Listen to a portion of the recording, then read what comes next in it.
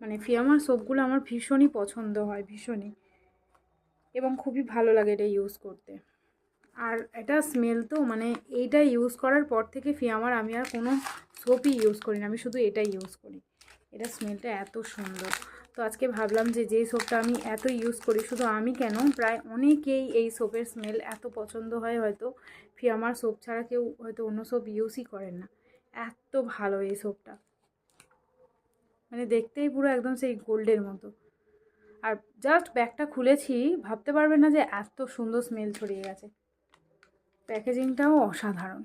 সেই ছোট্টবেলায় যে আমরা যে সোপগুলো ইউজ করতাম না, নিরমা যে সোপগুলো হয় না, সেই সোনালি বেন্দ্রে যে অ্যাড করতো যে নিরমা সোপ, ওই ওই ওই সোপের যে স্মেলটা, এই সোপের স্মেলটাও সেই সিমিলার লাগছে। ওই সোপগুলো তো আর ইউজই করা হয় না, কারণ শ্যুট করে না হয়তো স্কিনের মধ্যে অতটাও, মানে আমার কোনো সোপই শ্যুট করে না স্কিনে, র্যাশ হয়ে যায়। তো আমি বেশিরভাগটা ইউজ করি বডি ওয়াশগুলো ইউজ করি, কিন্তু এই সোপগুলো মানে ফিয়ামার এই সোপটা মেখে আমি সেই মানে ছোটোবেলাকার একটা ফিলিংস পাই এটা, তাই জন্য এই সোপটা আমার ভীষণ পছন্দ হয়। তো যাই হোক, চলুন এটার পিএইচটা টেস্ট করে দেখা যাক। একদম নতুন সোপ আছে এটা, তো পিএইচটা দেখি। তো তার জন্য দেখুন আমি পিএইচ টেস্ট করার জন্য নিয়ে নিয়েছি পিএইচ পেপার। নিয়ে নিয়েছি, পিএইচ দেখার স্কেল নিয়ে নিয়েছি। সবাই জানেন যে স্কেলটা আমি কীভাবে তৈরি করেছি।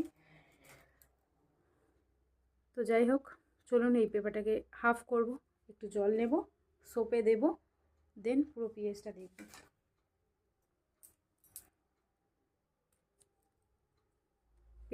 পেপারটা হাফ করলাম।